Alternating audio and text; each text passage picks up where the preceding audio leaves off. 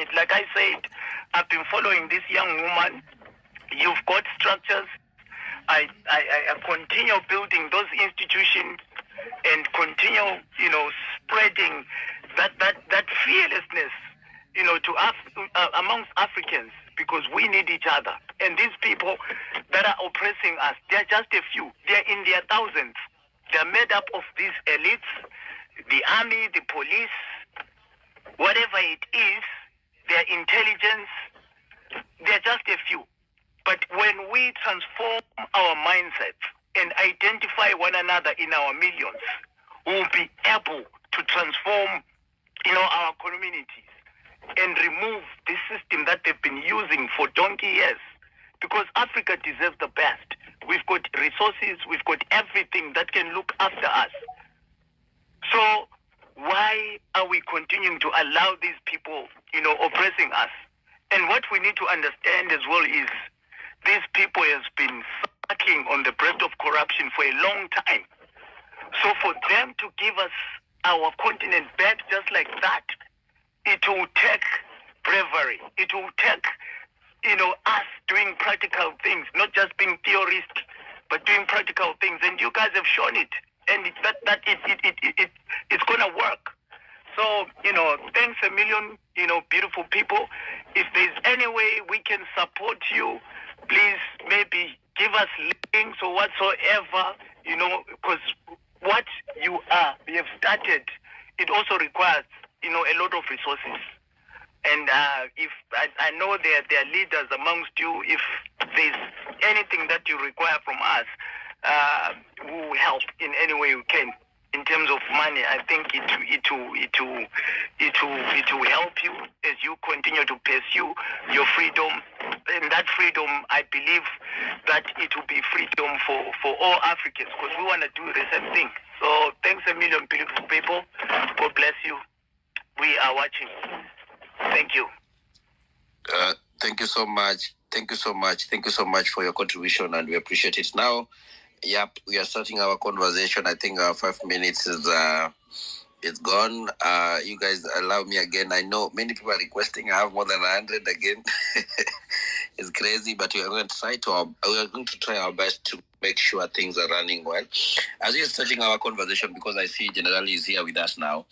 Again, we want to take one moment for silence again for our fallen heroes, at least before we start our conversation officially. So can we take that 1 minute, a moment for silence?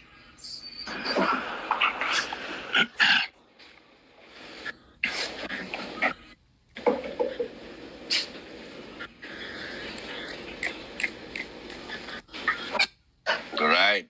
Thank you so much. Thank you so much. Karibu sana Daktari. We are happy to have you today. And thank you so much for finding again another time to join us in this conversation. We really appreciate your time, and everybody here is ready to listen of what you want to say today. And as we start our conversation again today, I want to pose a question. I want to pose a question to you as you start giving your views on the same. That I believe when I know yesterday when we announced this space. The president called conference to distract all this, the conversation that we have with Kenyans.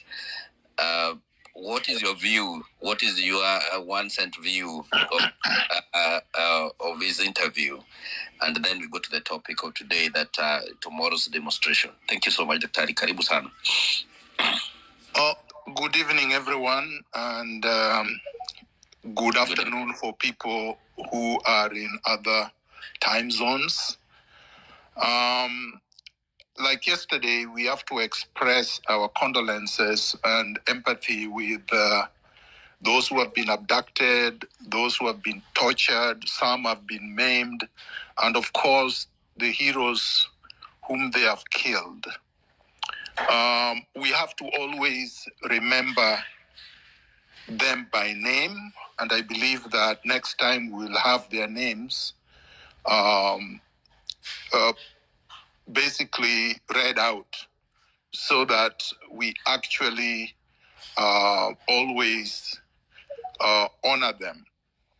I know that Rex is one of the people that have been honored, but there are a lot of people that have lost their lives. And I think it is important, whether they were participating in the protest or not, that we honor them. The little boy who was shot. Doctor, maybe just an interruption. There's a few names that we have. I can read them out. Yeah. And then go ahead. Proceed. So number one on the list is the doctor who was actually giving out medical services during demonstration, Dr. Margaret Oyuga.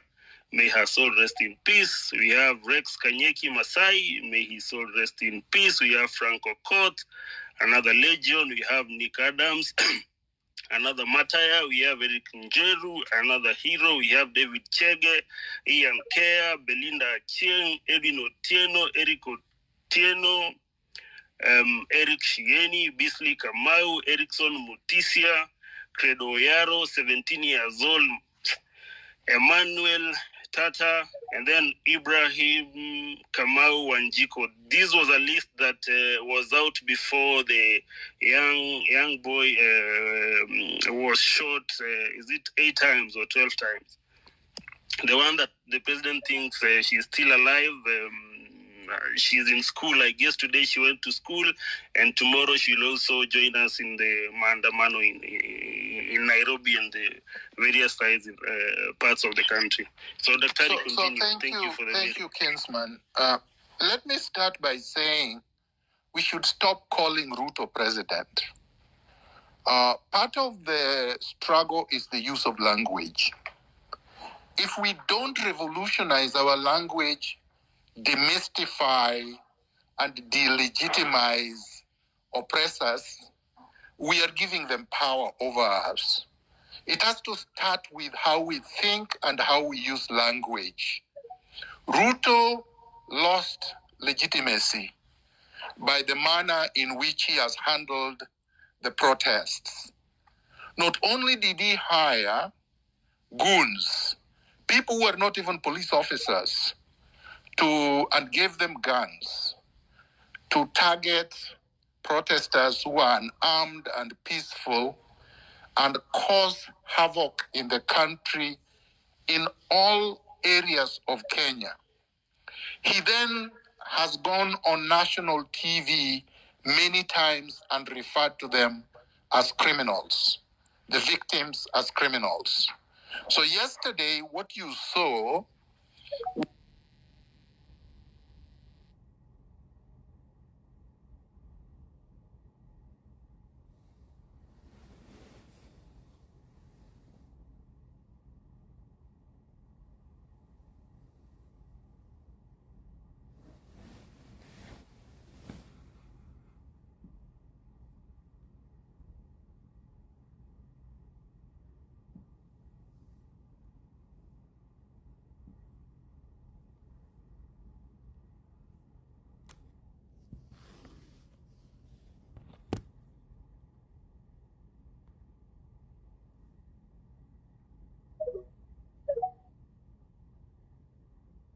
the other day subsequent, the country must show Ruto that we own Kenya, that he doesn't own us, that having voted for him, and by the way, he did not even win the majority of Kenyans. He won the majority of the votes, 50+1, according to the IBC.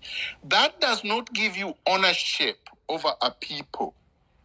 The fact that you supported me does not give me power over you forever.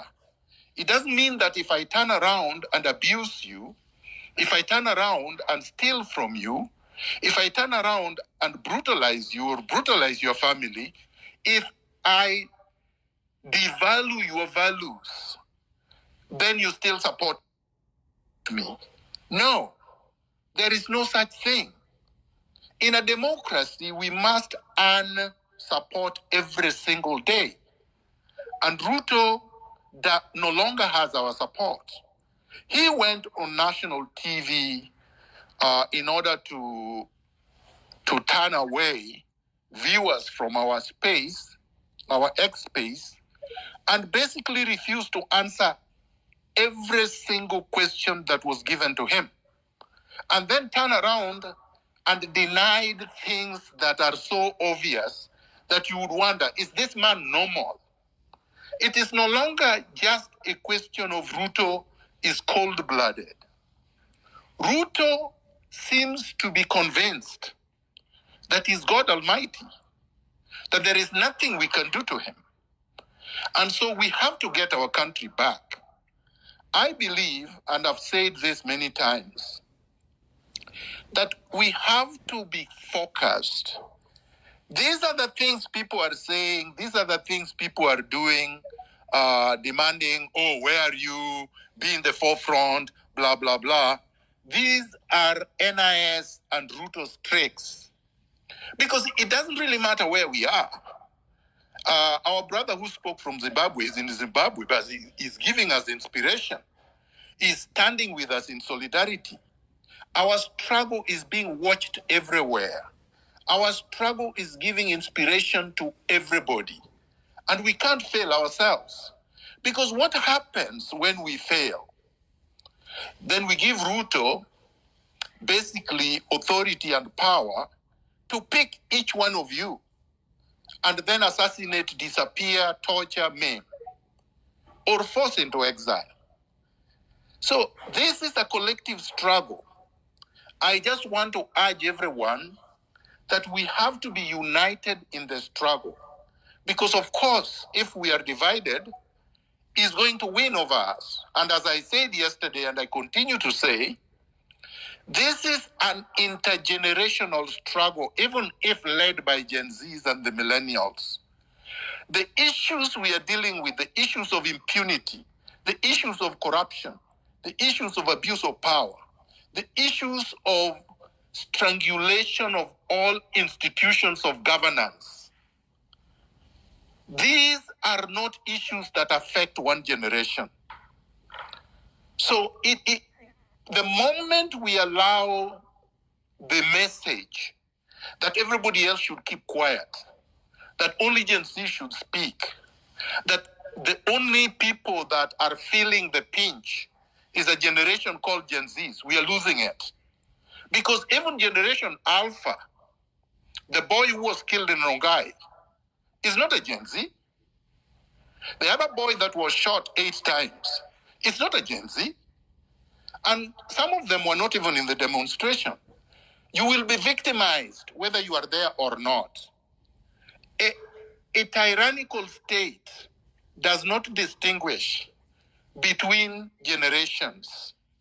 And we learned this when we were growing up. Some of us have been in this struggle since we were teenagers too, like myself. So and we never stopped struggling, regardless of the contradictions in the struggle. So that's all I want to say for now. Thank you. Thank you so much, Daktari, for that. And I see many people are joining the conversation. Thank you so much. And make 1 million strong tomorrow, and for securing our future or secure the country. That's the way to go. Kumbukeni. 10 million, my brother. 10 million. Thank you so much. Thank you so much, Daktari. Kumbukeni, go ahead. Thank you, Dr. Miguna, honoring all who have lost their lives. I just want to emphasize on that point that you made, and it's a great point. I have been insisting, speaking on this need to ensure we don't go along with colonial language. Colonial language is very good at keeping us in boxes so that it can best control us.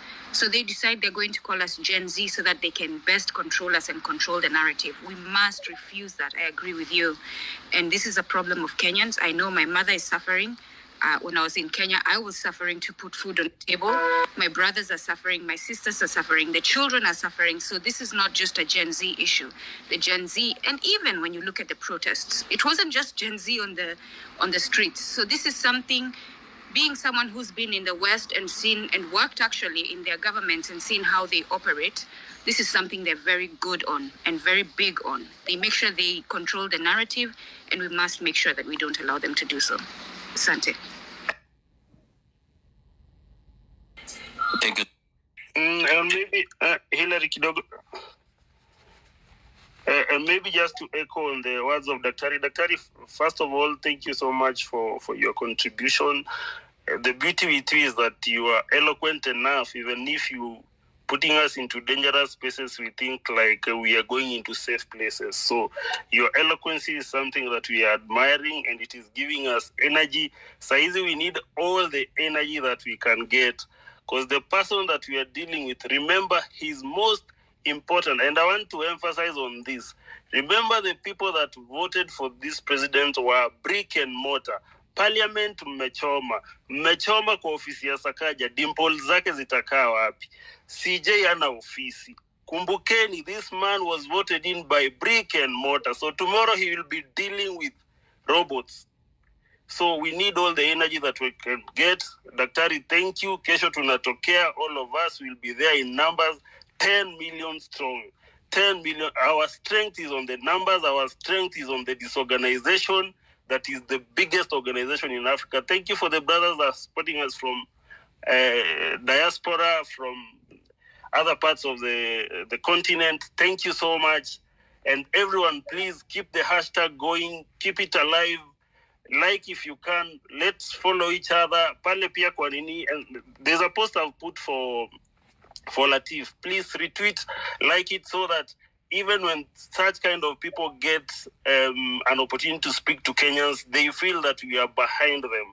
Ruto should be feeling alone. We need to seclude this person. We need to put him in a corner and put him there forever and ever as Iwai Toka. We are tired. We are tired, man. So next speaker. Thank you. Brief, go ahead. Maja, see you. Everybody, yep. We have a lot of requests, guys. Go ahead, brief. Asante sana. Yes, I want to reiterate that point about us creating and sticking to our own narratives, using our own language. We are Africans, we are Kenyans. Let's continue to perpetuate our narratives. Let's go back to our roots in search of everything, including the solutions. Daktari, I love the fact that you point out correctly, very accurately, that this is not a new fight. We have been fighting this fight because in reality, our economy, our systems of government have never worked for us. They've never worked for us Kenyans. We were bequeathed colonial systems that were meant to work for the colonizer.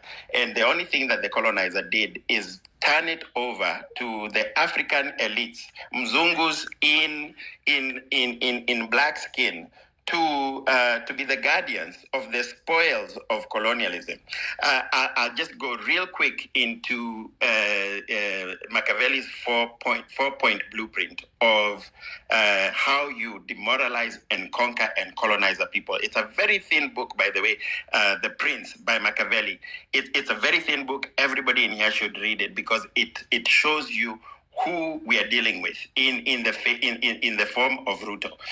So in the blueprint, it has 4 stages. The first one is you go in with your armies and administrators, and you demoralize the population by violence and aggression. The second stage is you create an elite class. You show them that if they are brutal, if they speak English like you or whatever language like you, and they behave like you, they too can get a taste of the privilege. The third one is 1960s, 1956 Ghana, 1963 Kenya, where you hand over political control to the elite class. And the fourth stage is the most lucrative because after they withdraw their security forces and their administrators, now all they do is collect on the spoils of colonialism using the elite class that they put in place. And that's what we have. We have an elite class that are the custodians, the guardians of colonialism. So Ruto just happens to be the very unfortunate one who is sitting being the custodian. He had a choice. He had a choice not to be the custodian, and we are giving him that choice today. As Kenyans, we are saying, are you going to serve us, or are you going to continue to serve the neoliberal colonialist policies that not new? It's been since independence, or so-called independence, quote unquote, because we've never been independent. We are still under colonialism. We are the first state of colonialism. You're not even in neocolonialism yet. Maybe if we beat this economic colonialism, maybe they will introduce a new colonialism that we can at that point call neocolonialism. But at this point, we are still in colonialism. So, and Kenyans are very hungry because we've got a glimpse of what it might look like if we actually had a leader who had our interests. I think we all agree, or most of us Kenyans agree, that the Kibaki presidency showed us that we had the capacity to govern ourselves, to govern for Kenya, by Kenyans, with the interests of Kenyans. The fact that within one term, and you can correct me if I'm wrong, within the first term, Kenya was living within our means, living off the proceeds of our taxation, and we were getting services for the taxation. By the way, we must resist Western narratives that try to paint this as purely, quite simply, they reduce it to an anti-tax movement. We are not an anti-tax movement. What we are is an anti-imperialist, anti-neoliberal movement. We are protesting against regressive taxation. What we want is economic ladder are not being overly burdened. They are not being overburdened with the burden of taxation. We ensure that the people at the bottom of the economic ladder are looked after, that corporations, especially foreign corporations, especially international organizations, now Kenya is now the #1 destination of venture capital. And every single venture capitalist firm in Kenya is run by Wazungus, by foreigners, by Americans. They are coming, they are getting the funds. These funds look like they are coming to Kenyans. These same venture capitalists, they are coming, they are stealing the idea of Kenyans. Then they are turning around and killing, bankrupting those companies, cashing out, going to buy properties in Kileleshwa, in Mombasa, in Diani, in Zanzibar. So raising the prices of our homes at the same of our properties at the same time as they are stealing from us. They are stealing our ideas. And by the way, they are stealing our ideas and then killing them, because the only way you can actually cash out is if you bankrupt the company after you've already stolen and patented the ideas. So we have to connect the dots. So William Ruto had a choice to be a leader for Kenya, for Kenyans. He has chosen to be a leader who is here to implement IMF policies that overburden, again, the poor, that protect, in particular, Western, European, and American corporations, but foreign corporations in general, foreigners, at the expense of Kenyans. So he needs to make a choice. He needs to be, and Kenyans are giving all of our leadership this choice. You need to be more afraid of us, and you need to show us that you're more afraid of us, because you need to recognize either ni sisi tumekuweka hapo, we've put you into power, ama ni brick and mortar ambayo imekuweka hapo. If you believe it's brick and mortar, fine, continue serving brick and mortar and serving the interests of the IMF and the World Bank and of BlackRock. This is why the guy who came in preaching bottom up, the very first executive order, he couldn't even wait for legislation. The very first executive order he signed was to privatize our most highly performing parastatals. Why? To hand them over to BlackRock. BlackRock is now very proudly coming to Kenya to invest, or so-called, quote-unquote, invest, to steal. Let's be very accurate. So when our parastatals are privatized, kila kitu imeenda. Starting with, by the way, when we are making sure that Ruto is gone, can we also make sure, even before Ruto, that Devin Day is gone? And by the way, there's a process of removing the president, and I don't know exactly what it is. I will admit that, Daktari, you are the lawyer here, but there is one thing, there is a path that is very clear. We need to first start removing the MPs, his supporters, the ones around him, because we can recall our members of parliament. And I can't believe how easy it is. I'm sure you've all seen that video. There's a website where you go, you start the petition for you only need something apparently very small, like 50,000, I believe, signatures to recall your member of parliament. So we need to start by those, because once we have recalled enough MPs, this guy is weak. He can be impeached. Right now, he cannot be impeached because because he has the majority in parliament, even though right now wanaogopa kutembelewa. So let's start with that process because that is within reach. Let me yield there and hear from other people. Asanteni sana. Good to see you, Maj. Good to see everybody else. Kumbukeni. Lovely to see you there. And Dr. Miguna, in this space with you. Thank you, Wanjiro, for inviting me. And I'm just so gratified that we are having this conversation. I think Daktari wants to answer you. Daktari, I see your mic is open. Please. Yes. Thank you very much. We were on this space for 3 hours yesterday, and I actually posted a summary of the main points that we discussed. And I believe the general consensus, if I'm wrong, somebody can correct me, is that we are way past what our friend, brother was saying. We are way past that. We are way past recalling the MPs. We are way past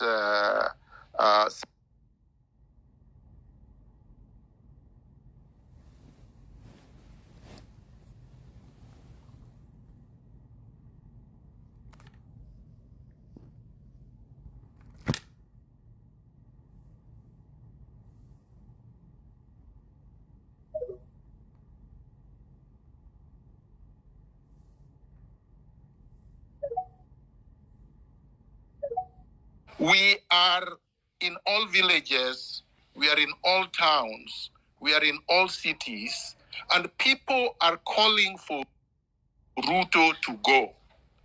This is a constitutional process.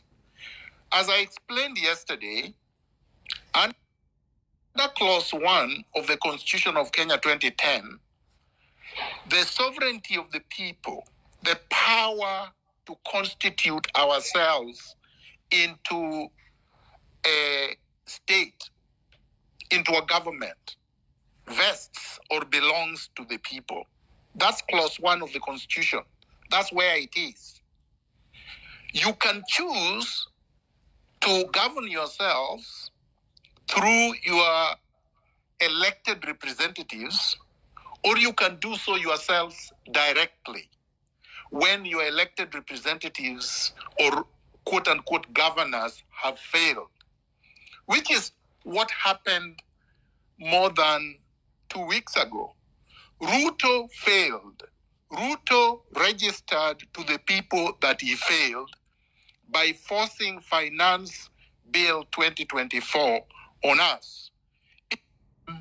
In petition after petition, protest after protest, and engagement after engagement, that he needed to withdraw it entirely so that he could bring a legislation or bill that was acceptable to the people. He refused. He said, I'm going to do it whether you like it or not. And then he forced his MPs, who are basically robots, to pass it in parliament.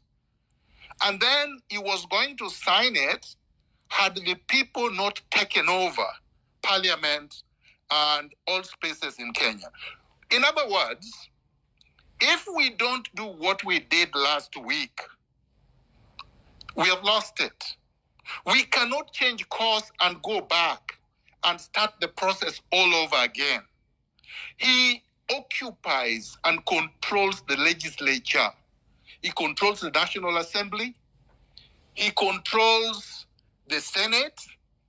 He controls the county assemblies.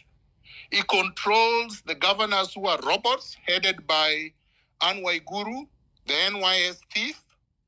He controls the media, largely, except for the brave journalists that you saw yesterday, but the institutions of the media he controls. He controls the judiciary. So which means that he has blocked all democratic routes for people to be able to bring him to account.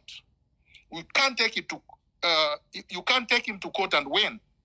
You can't take him to the National Assembly through any impeachment legislation and win. So where is the space that you can engage William Ruto and be able to tell him that we say? It's only in the public square. It's only on the streets. It's only in the cities. It's only in the towns. It's only in the villages.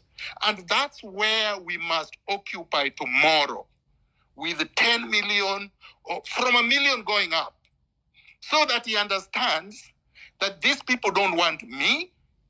I throw in the towel and we constitute what I've already outlined yesterday, or whatever it is that people believe unanimously is the good process, so that we can have fresh elections. That is entirely constitutional. And it has happened like that throughout history in many, many countries, which I don't have to list today. So let's not go back. Let's not give William Ruto respite, a breathing space. Let's move forward. Thank you, Dr. Tari, for that. Before the next speaker comes in, I want to read for you a poem from Martin Luther King. Nathan Nimola, born in 1892 up to 1892, and then he died in 1984. He said, first they came for the communist, and I did not speak out because I was not a communist. Then they came for the socialist, and I did not speak out because I was not a socialist. Then they came for the trade unionist, and I did not speak out because I was not a trade unionist. Then they came for the Jews, and I did not speak out because I was not a Jew. Then they came for me, and there was no one left to speak for me. So next speaker, please. Hello, guys. Can be allowed to speak something. First, I have to say condolences to all. Wait. Okay. Binadam, we don't work here that way. You carry up your hand, because all these people, you start to open the mic, then how it will be. So it is important when we see your hands up. That is very key. Maj, but Binadam, go ahead before Maj, and then Tomboy. Okay, thank you. Yeah. No, Binadam, wait. Tomboya was ahead of you. Please, just be patient. Raise your hand, and then you'll be given the mic. Let's be orderly, please. Table manners. So Tomboya, yes. Hello, Kenyans. Good evening, and thank you for giving me this opportunity. I really wanted to reiterate on the point that the 5-star General Dr. Miguna Miguna has explained, but now I'll be very brief. We should be very specific, as he has always said. Let us know what we want and go for it. We are actually past anything constitutional and legal process.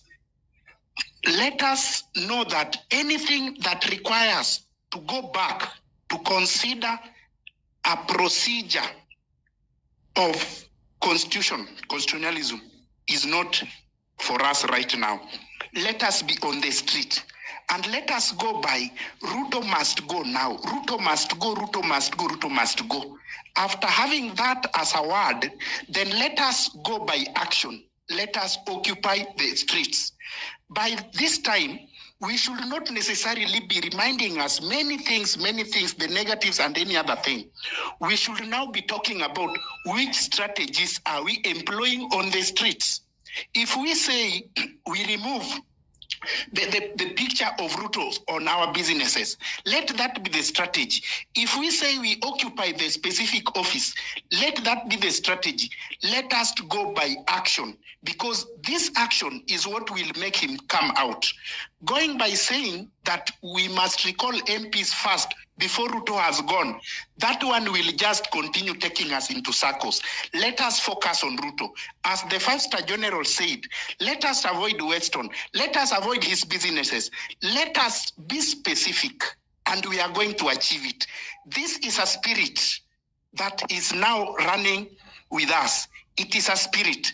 Let us go by this spirit. Thank you. I don't want to say much. Thank you. Thank you. And for the next speaker who is coming in, please, if you voted in Ruto as your president, remember remember and don't forget that, first of all of you guys who are in here, you are criminals. You never voted for him. What voted for him is the 2.6 billion worth of properties that you've spoiled. Brick and mortar made our president the man he is today. So please, Bin Adam, go. Okay, thank you so much. And I would like to start by condolences to all the fallen heroes. We're still together in love and in spirit. What I would like to say here is, after watching the interview, you could clearly see that this guy is still a liar and a person who don't want to admit to the mistakes. He doesn't have the empathy. He doesn't feel how it feels to lose someone you know, someone close to you. So when I watched him and he pretends to be following up online, and the only defense he could say, the BBC reported there was no massacre. So it tells you that this guy comes online, but he looks for those loopholes like yesterday. So what I would like to say is, the cause is already on and we can't back. Because for us to start regrouping again, if we stop this, it will be very difficult. But one issue I have personally is this. Like we say, Maandamano, it's every Tuesday.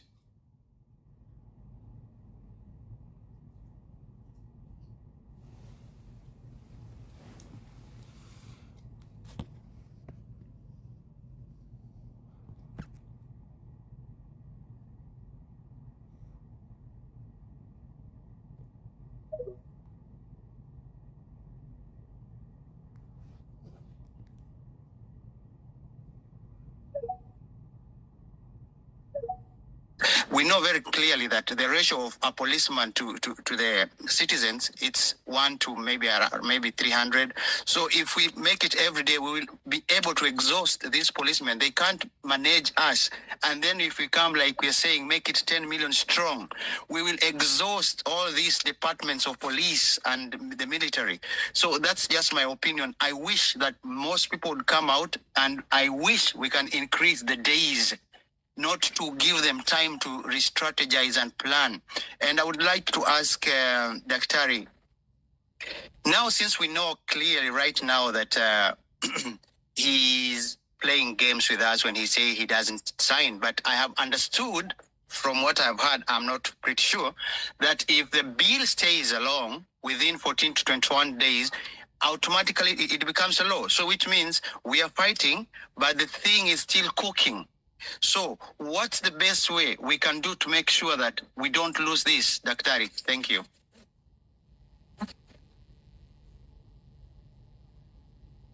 Daktari, the mic is yours. Yeah, thank you very much. So the short answer is yes, within 14 days, the bill is automatically law. So basically, Ruto has done nothing. There is no withdrawal of the bill. It will automatically become law, even if he doesn't sign it. That is why I was saying people who are saying Ruto has conceded are completely wrong. He waited until this time because he knows that if he doesn't sign it within 14 days, it will be law. And he's already signed the appropriation bill 2024, which means that he is spending just as much as he was before. He said that he was going to deal, like yesterday, he was asked about the offices, the illegal offices of the first ladies and the second and third ladies, and he said he was going to not fund them. But in the appropriation bill that he signed, he allocated over 557 million to these offices.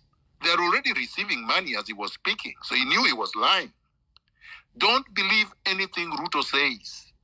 Don't believe anything his office says. Don't believe anything any of his cronies say. Throughout history is to occupy all spaces. Make sure they can't move. Make sure they can't execute. Make sure they can't do anything. So that even if they took the money, they cannot spend it. Right now, if they cannot leave State House, they can't go to the 7-star hotels, they can't fly out of the country, they can't go to their mistresses, they can't enjoy the money. So eventually, they will just have to go. And if we are 1 million to 10 million strong, we can occupy everywhere, including where he is. And he would have to take that helicopter to Congo or to any other country that he deems he can seek exile in. But Ruto should have no free space to move, and his regime. Those who are thinking that this is something to be given to Rigiji should be reminded that Ruto must go includes the entire regime. Those who are saying the military will take power do not understand the mentality or orientation of the military. The military does not fire at citizens. They join citizens when citizens occupy all public spaces. That is recorded in history. They are not like the zombies that are called police, who shoot because many of them do not even know how to write their names. And I am not saying this lightly, because you have seen the robotic nature with which the police shot everyone who was not even threatening them. So let's focus on Ruto and his regime. The gentleman called Mboya said, let's not be legal or constitutional. I have emphasized, Clause 1 of the Constitution is part of the Constitution. When you are occupying public spaces and saying Ruto must go, that is a constitutional exercise. When you are removing Ruto through Clause 1, you are acting within the Constitution. There is nothing outside the Constitution. You don't need anything else. Anybody who is referring to a secondary legislation or some kind of act of parliament does not understand how law and constitution works. The Constitution is the supreme law. Any law that contradicts it is null and void. So any law that purports to claw back on our sovereignty is deemed null and void. Thank you. Thank you, Daktari. Thank you, Daktari, for those sentiments. I think now we are clear. Everyone has understood the mission. We only have one assignment tomorrow is to occupy. Carry your bottle of water, carry your flowers for commemoration of the heroes that we've lost. Be in public spaces, occupy. Let's all be on the streets. We'll march on peacefully. And until Ruto must go is achieved. So the next speaker, please. Can I just ask a quick follow-up question, Kinsman? Kumbukeni, you are. I've seen you. I've seen you, but I think you have a problem. Yeah? My friend, there is a lady who wants to ask a follow-up question. Maybe if you don't mind, you could allow her to ask. Yes, What's please. Her name, please, Dr. It's Nduku Kumbukeni.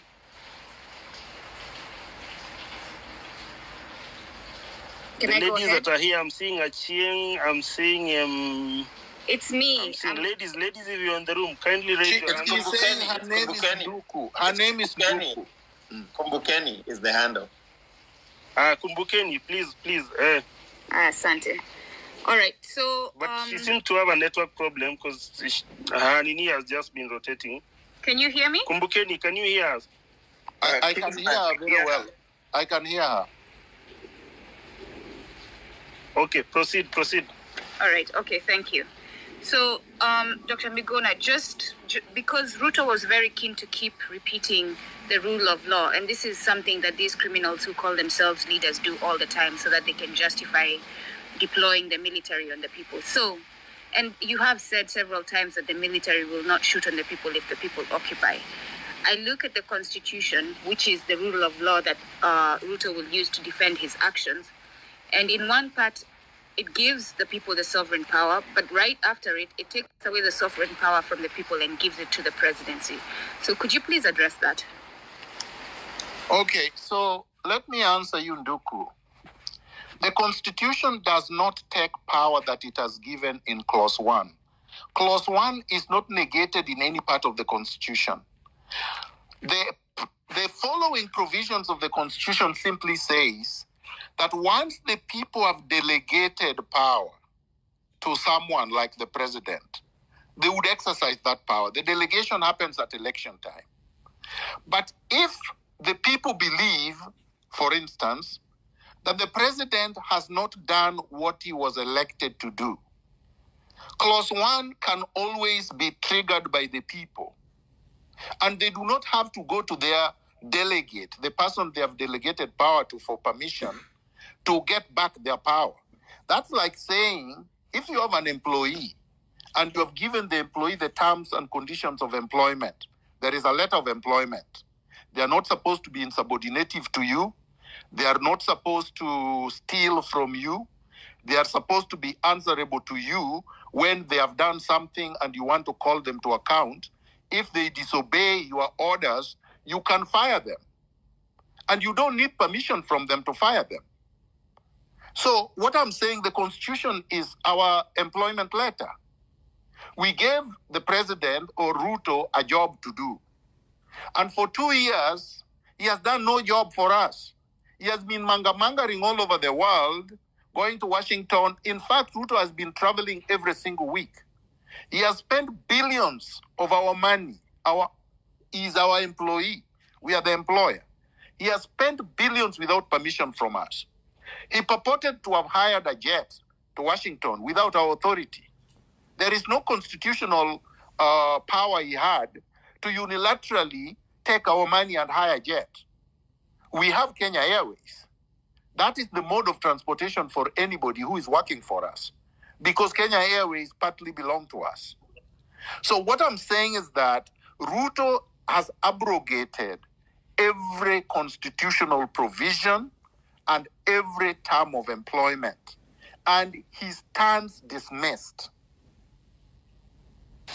Would it, a quick one, sorry, Kinsman and Hillary, would it then No, but I think going back and forth is not useful. Once I've answered your question, I think you have answered it, but I was going to ask as a follow-up of that, would it then be a wise choice for us to put together an indictment that lists everything that you did, so that we're not just talking about it in rooms, but we actually have a document that is saying this is why we are calling you out?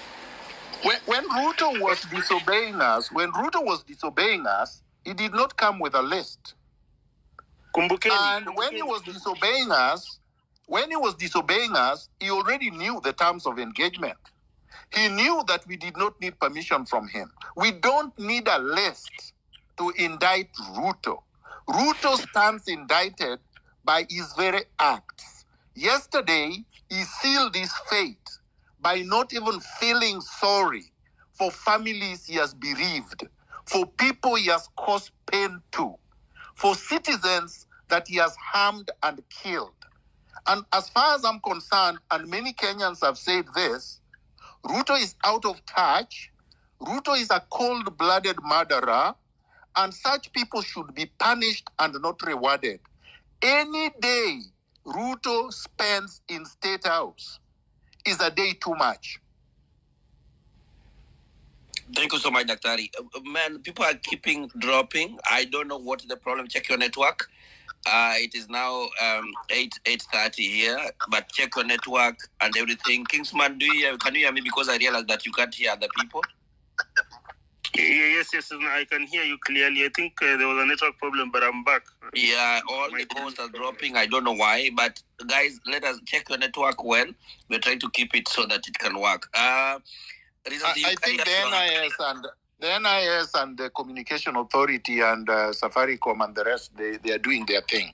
But let's focus on what we are doing. Yeah, let us focus on what you're doing, guys. Yeah. You drop, you come back. I don't know what's happening, but it's okay. This is you hand us up sometimes, then Achieng on that order.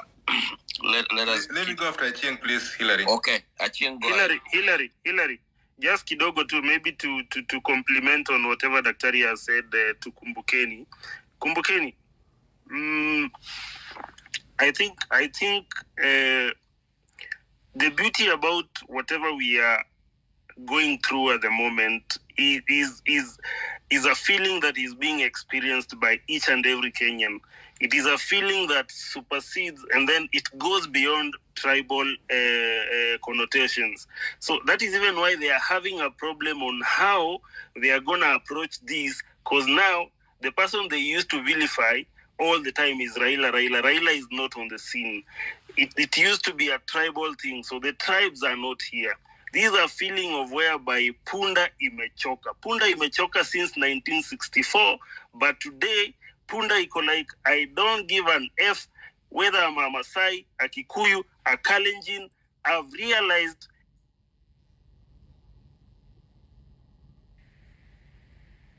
the country against bad governance. He has been able to unite us against tribal affiliations. So, and he has also been able to unite us against him and his KK regime and his Akina this guy, Akina Sudi, splashing out money, opulence and all that. So already, as Daktari has said, the scorecard is out there.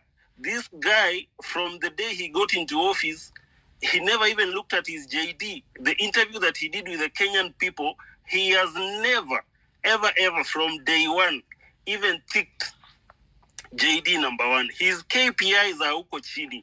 If you were to rate him between 0 and 10, ako uko -3. So there is, you see, and then there is, unajua kuna ule mtu unaambiwa utetee, unasema hata mimi simjui. This guy is at a position where it is so difficult for him to come and convince the Kenyan people that there is anything else he can do. Especially the fact that he was not remorseful yesterday. I think that was the nail on the coffin. All right, Kingsman, thank you so much. Check your network always. People keep dropping, getting a lot of messages. I don't know why, but check your network. And we have said that NIS and also the Safaricom is doing their things, but we are trying our best to make sure that the space run and very active. And let us be focused. 10 million people strong on the street in the morning. That's what we are saying. It is now 8:30, and that's where we are focused on. To see our people on the ground, to see going on the ground in the morning, and that's the way to go. Achieng, go ahead, then Risasi, then Maj, you say hi. Good evening, guys, and thank you, Hillary, Dr. Miguna, for this platform. My senior, Achieng and Council, and Kingsman ameongea nikasikia ni kama tayari I'm already getting angry again after the interview that Ruto put out yesterday, but we're going to be focused, 10 million strong. I'm just here to reiterate what Senior Counsel Dr. Miguna said when he says that we are beyond the point of talking to the government, and when he says that what we're doing is constitutionally right, I think let me just shed some background on maybe where he's coming from. So legally speaking, when a legal document is drafted, you have to look at the spirit behind that document. You know that law is an evolving creature, so you need to look at the spirit behind that document. And when the Constitution was being drafted, Article 1 actually just says the people may exercise their sovereign power either directly or through their democratically elected representatives. Guys, I need us to understand that we elected these people democratically to air our voices and concern. But at the same thing that I'm saying, the spirit of the document, if you look at the finance bill, the spirit behind it was not the one to tetea for the common mwananchi. This was the spirit behind it was the one for the IMF, the people who have their interests, and the tumbocrats themselves. So when the Constitution was being drafted, they know this power is ours. They know the wananchi, the supreme. They know that we are the ones who elect people into power. So do not fear.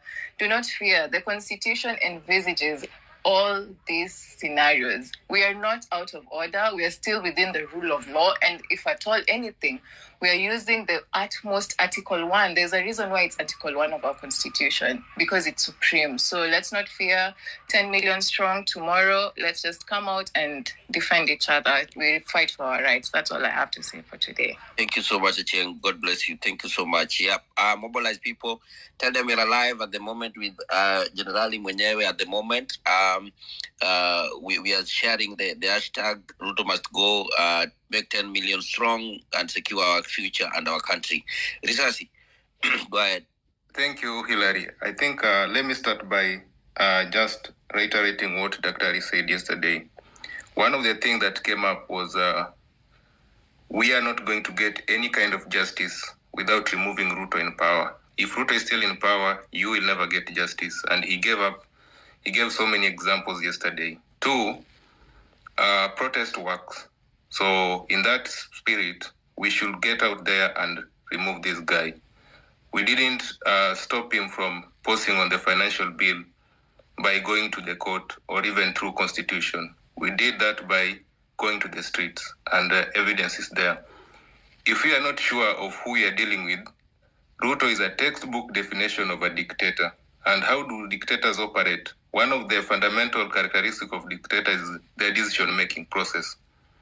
Dictators make decisions through a very tiny cabal of advisors. You have a good example, Ndi and the likes. They make decisions through cronies. People are not even qualified. The likes of Farouk Kibet, somebody who doesn't have got even a job description. I think the best qualification Farouk is I don't know. I cannot even imagine, except being a friend to Ruto. And they do this through the aid of their parrots, the likes of Itumbi. Sycophants, the likes of Jaka Kimba, whose their role is to wake up in the morning, type what the president said, to working for president on Twitter. That is what they do. Secondly, look at how he's trying to consolidate support. He has done this through churches previously, and I think people have realized that. So he has nowhere to run to churches. That is why when he hears people occupying churches, he gets agitated. He's doing this through trade unions. Look at the likes of Atuoli. Those are the people who are supporting him. He's doing this through hijacking political parties. Recently, he has already hijacked ANC to consolidate support in parliament. He's doing this through state machinery. Recently, there was proposals to increase salary for police, and these are just aimed to consolidate his base. So, guys, we are dealing with a despot here. It's just a matter of time before we have somebody like Mugabe in the making.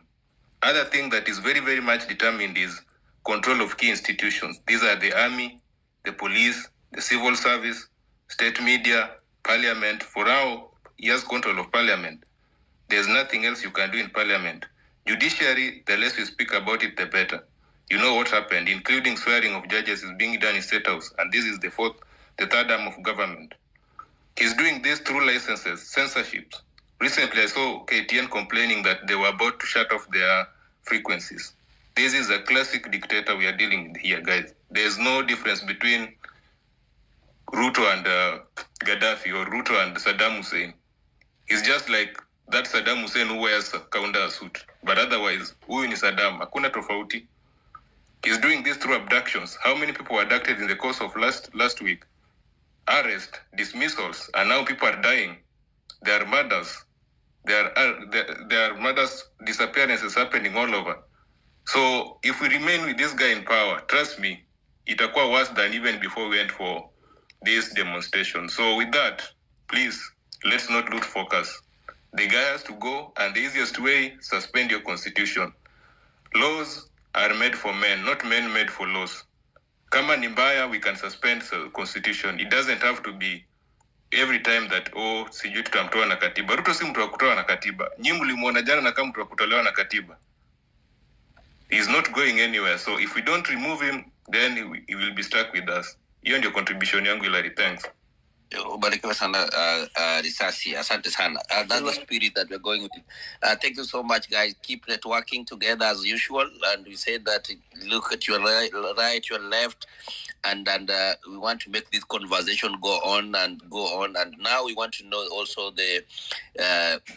your security. And Dr. said something yesterday that if you don't have spirit of revolution, don't go outside. If you fear death, then sleep. And when you don't fear, when you know that you are fighting for your country and you're going there, then you have to be very, very vigilant all the time.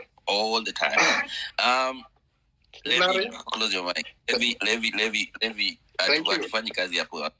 Levi hatufanyi kazi hapa hivyo. Funga hiyo mic yako. Asante. Mike, Maj, can you say hi? How are you? Hi, can you hear me? Yes, I can hear you. Thank you. Yes, we can hear you, Maj. Thank you, and thanks, everyone. To those who are going to demonstrate tomorrow, kindly ensure you demonstrate peacefully so that it is a peaceful demonstration. Of course, you know that things can turn out differently, but be on the record to be the one demonstrating peacefully. And I received a lot of information, inboxes of people who were asking me that they wanted to speak and they were from the ground. I'm here now. Keep those requests. I'm going to add you, and so that at least also your voice is heard. I really received many inbox messages. I just want to say that I'll be here just queuing in and ensuring that as many people as possible, especially from the ground, also get to speak. And welcome again, and thanks, Dr. for coming on board again. Back to you, Hillary. Well, thank you so much. Brief. Go ahead. No, Hillary, maybe before brief, guys, I've posted the article 1 of our constitution as Daktari was taking us through it.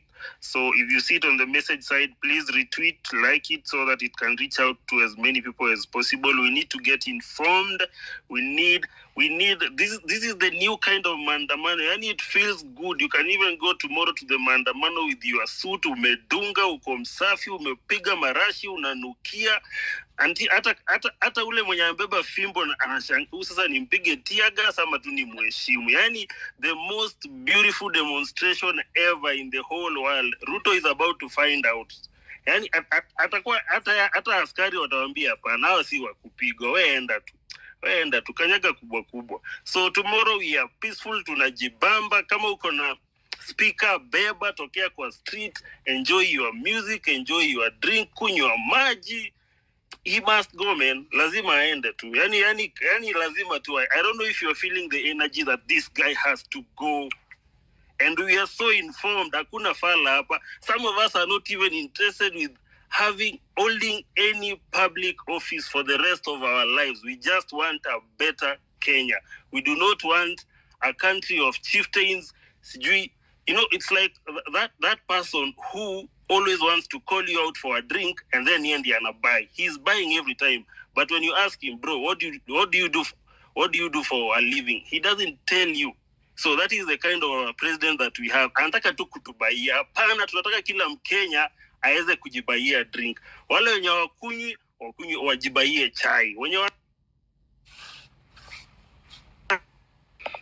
Maandamano is peaceful. We are not touching his brick and mortars. Hizo ajieke, apeleke Sugoi, wakakae huko na familia yake. Juu hakuna kitu inawafurahisha kama kuon buildings, kuon mavitu. Unajua mavitu tu.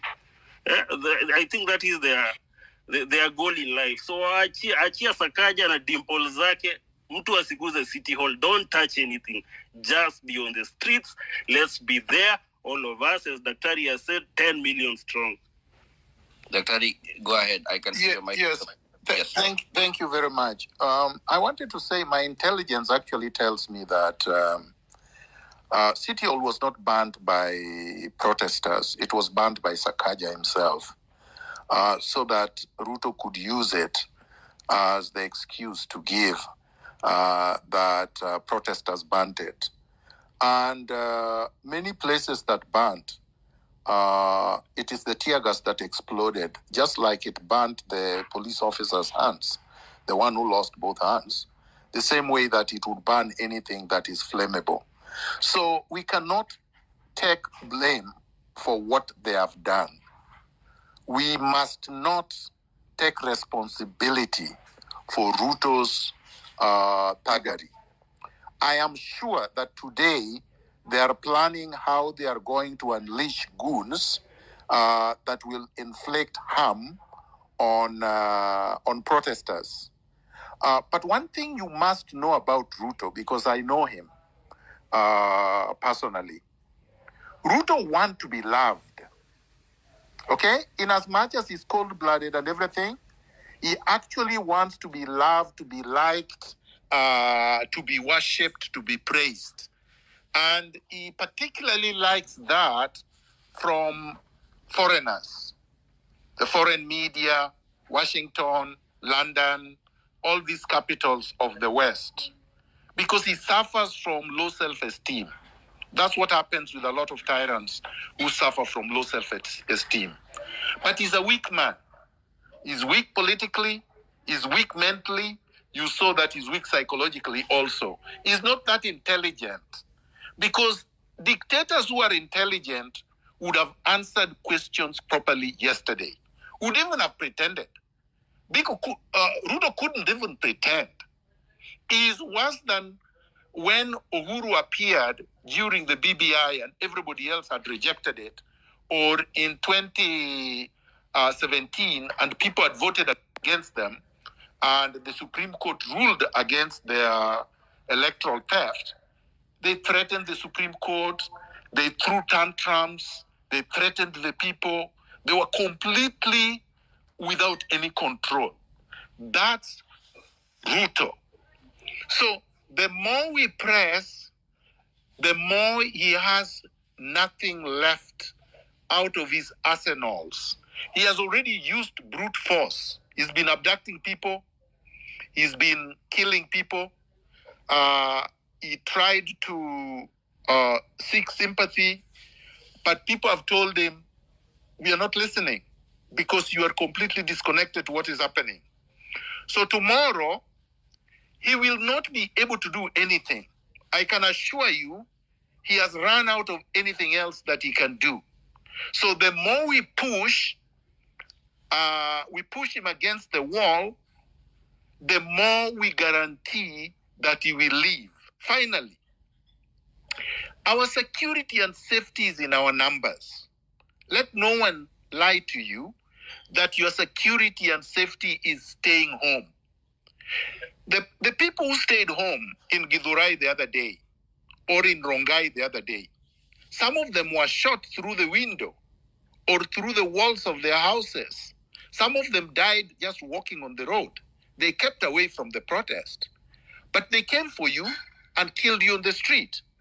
The same thing happened in the Maandamanos before they bought Raila Odinga.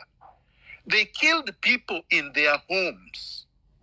So the point is this: you are not safe staying at home. You are not safe saying that you are going to watch this thing from bars. We are safe when we are many on the street. Thank you very much. Thank you, Daktari. And so, Sakaja, I know you're listening. The allegations weigh very heavy.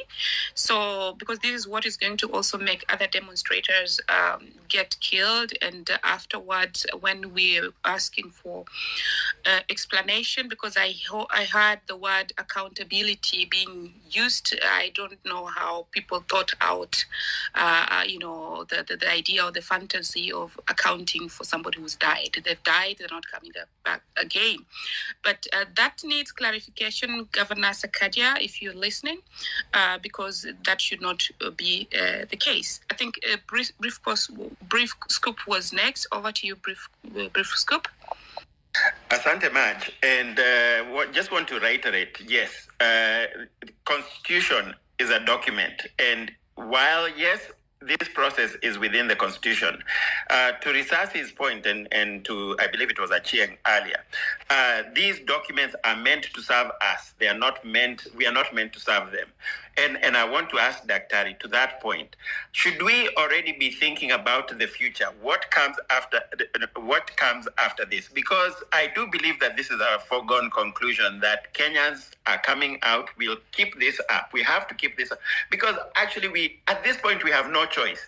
We started this fight, and quite frankly, we don't have a choice. Retreat is not an option. So is it too soon?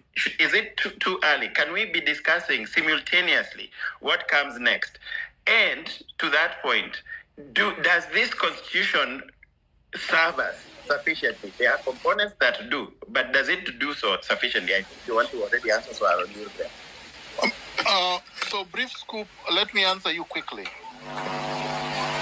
I want you to go to my Twitter handle and read the document of yesterday. Please read it completely up to the end. And then digest it. because your answer is there. Thank you. Thank you so much, Daktari. Check what Daktari is posting and check all the things he's trying to answer other things on our Twitter handle. So you can get more answers on the same. I actually posted it more than 3 hours ago. All right. Nidi Joe, I see your hand, then Joe Karani, then Mwangi, then Levi. That way. Yes, thank you for the platform. And asante sana Prof kwa kuwa available to give us guidance. Mine is to tell all the comrades heko, because so far so good. Good work has been done. So I want to say this. So far we've seen these guys trying to do this thing we call divide and rule. And I'd like to urge each and every one of us who's listening here that don't be misguided, don't be intimidated, be fearless. This is a good cause and we are fighting for our country.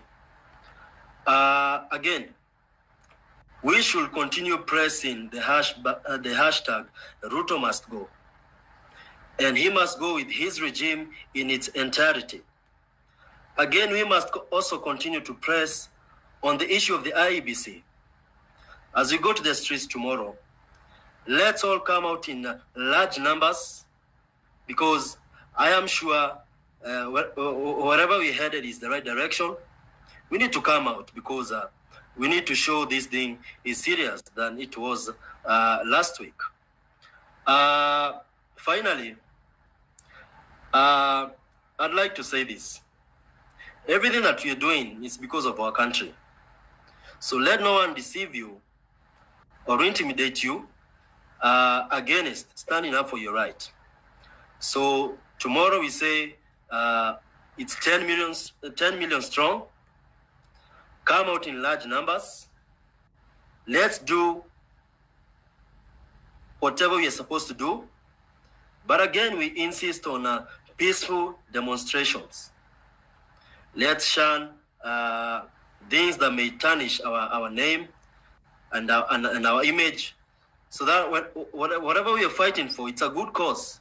And at the end of the day, when we approach it in a peaceful manner, tactically and strategically, we shall be able to conquer. So we are together in this, 10 million strong tomorrow. Let's meet. Thank you. I think as because there are so many requests, there are so many requests that are coming in.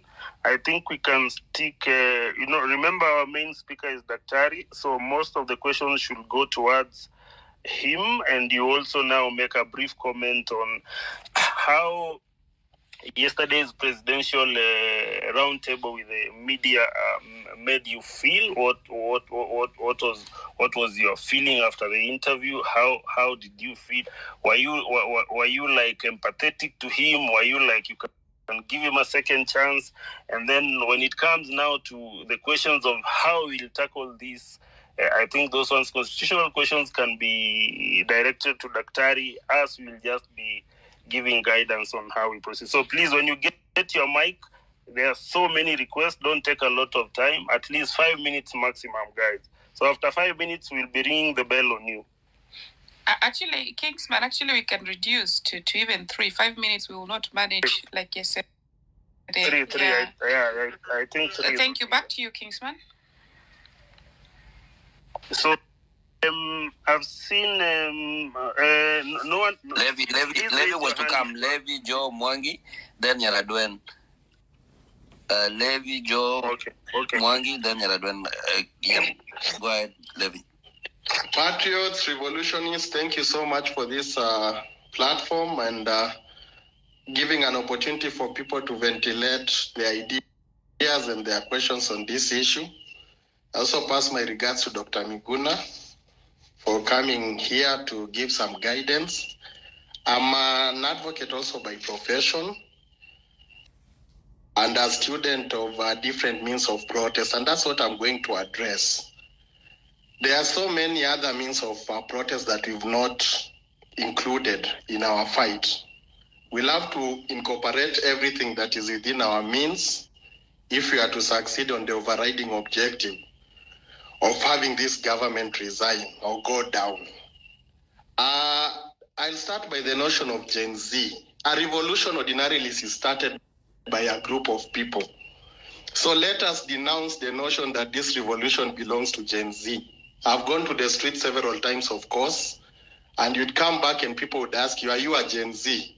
This is not a Gen Z revolution. This is a revolution that is started by Gen Z. For a revolution to be successful, all parties must come in, all generations must actually join this cause. And I'll actually be very happy the day I'll see a grandfather, a father, a son, or a grandchild all in the streets. I remember that was what was happening in Tahrir Square at the peak of the Arab Spring in Egypt. So let us make an effort to bring everybody on board. Let's bring all classes on board. Let's bring all ages on board. And that's the only way we can succeed in this cause. I'll also address the issue of walkouts. There are many professions in this country. Myself, as a lawyer, I had to adjourn my matter that is coming up tomorrow so that I can participate in the protest. I make the formal application today in court that I cannot attend a hearing tomorrow because of protest. For this revolution to succeed, patriots, we need to talk to every professional and pressurize them to start normalizing walking out of their jobs. Doctors at some point will have to walk out of hospitals at a specific time to show their solidarity to the revolution. I keep wondering, why are schools still operating normally? The teachers, there are a big number in Kenya who have a lot of influence in the villages. We have to find a way of incorporating them, let them walk out of the schools. Students were the first victims of Ruto when he actually tear gassed them with the intention of grabbing their land next to Weston. Students will also have to join the protest by walking out of schools and carrying placards in schools. So let us expand the scope of our revolution. Let us expand the scope outside the street to go to offices, to go to schools, to go to hospitals, and actually even to go to courts. Now, what we are doing is essentially in law, I'll call it civil disobedience. Civil disobedience is enshrined in Article 1 of the Constitution, as Daktari and other lawyers have talked about it. And someone has mentioned the Constitution serves humanity. The Constitution is actually a product of democracy. And therefore, the people have a right to go to the streets and exercise democracy directly. Something like nudity. At some point in this long journey towards this government, we'll have to invoke nudity, if possible, as a form of resistance, where on attack by the police, people in mass with a plan will have to strip so that any attack from the police is actually stopped by that specific means of resistance. I'll also address the issue of our revolutionists and comrades who are abroad. You have a role to play. Ensure that you mobilize Kenyans in cities across the world. As the Daktari has noted with a lot of precision, that should not be allowed. In foreign capitals in the world, it has started and it should continue. Let Kenyans stand up and tell the foreign governments that you are dealing with a dangerous person. Do not be lied by this person.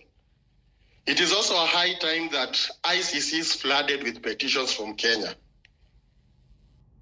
That there is a war criminal, there is a person who is committing crimes against humanity on the loose. He has been your client before. He's back on rampage. Ensure that you send petitions to ICC. I'll be sharing that process. It's a very simple process, and everyone, not a lawyer alone, has a right to complain. That is what happened in Gaza, and you can see the results. Finally, the ICC actually is pursuing an indiction against Netanyahu and his accomplices. The same applies in Kenya. What is happening is crimes against humanity. And we have a role to proceed and petition the ICC to do the necessary. Comrades and patriots, what I'm saying in short is that pressure must come from all directions. The enemy is dangerous, the enemy is insidious, the enemy is sly. Let us take pressure from all directions to achieve the overriding objective of this government resigning from power or leaving power by any peaceful, legal way necessary. Thank you. Thank you so much, Wakili. Tumekupatia time mingi kwa sababu you were saying very, very good things there. Hillary. Then, yes, Daktari. Hello? Yes, Daktari, I can hear you. Go ahead. Hillary? Yes, Daktari. I can't hear anybody. Kingsman. We can hear you. Can you hear me? I can hear Hillary. Okay. I wanted to say something very quickly. I think the contributions are very good, but I would urge us to remain very focused. Our agenda is to bring down the regime. It's not to disrupt civilians. Our agenda is to stop Ruto from his ongoing tyranny. It's not to make life uncomfortable for fellow Kenyans. So let's get that very, very clearly. If we are not targeted, then we can't succeed. So if somebody was to say that we are 10 million people on the street and we are targeting public spaces, say for example, Arambe House, State House, any space where these vagrants stay or work or purport to work, that is legitimate. But I would be very careful about occupying a hostel that would be there to treat those that they have abused and assaulted and injured. Because we want doctors to continue working so that they can treat the injured so that they can preserve life. So those who are free can join us, but it can't be by force. We can't force anybody to demonstrate. We can't force anybody to protest. People would have to exercise their democratic right to stay away from the protest. That's part of the society that we want to build. There is no society we will create that is based on force. We will be replicating Ruto. We will not be solving any problem. So let's be very clear. We want to solve a problem, and our solution cannot imitate the problem. Our solution has to be better than the problem. Thank you so much, Dr. for that clarification, which is indeed very important. We do not want to to the given given laws while expressing their rights. Hillary, whom did you cue next? Okay. Maj, can you yes, hear me? I can hear you. Oh, all right. I cue in Joe Karani Mwangi, then Nyaragan. Okay. Joe Karani, are you here? Yes, I'm here. Go ahead, man.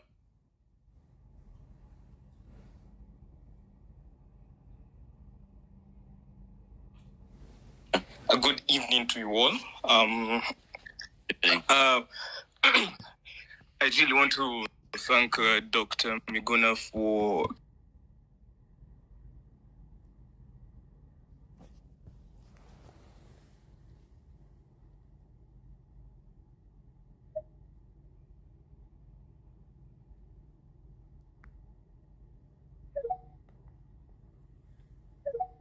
the group. Now, I'll talk about it by using illustrations. At the end of last week, there are two people who gave in to their selfish ambitions and derailed the conversation around the movement. I don't want to mention their names, but you know who they are, the music guy and the other car guy. They gave in to their selfish ambitions and derailed what we are doing for this country. And now I will use another illustration of somebody else who ignored the noise and just went ahead and did what was good for the group. And I can mention her name, Hanifa. We dragged her through the mud. We said all sorts of things about her, but she stayed on business and did what she had planned for that day, which was go to each and every injured Shuja, or somebody, all the ones who had passed and had been killed by this Ruto regime, and take care of them. By the end of the day, we were already talking about the entire conversation around that whole thing was how Hanifa had managed to do what NHIF has tried to do and failed, and they're even creating something new, and it's going to still fail. So we need to really think in everything that you do, everything that you say, that tweet you're tweeting. Tomorrow when you're going out, be your brothers and sisters' keeper. Remember, just do what is good for the group and put away your selfish ambitions, because I don't want another situation where we're divided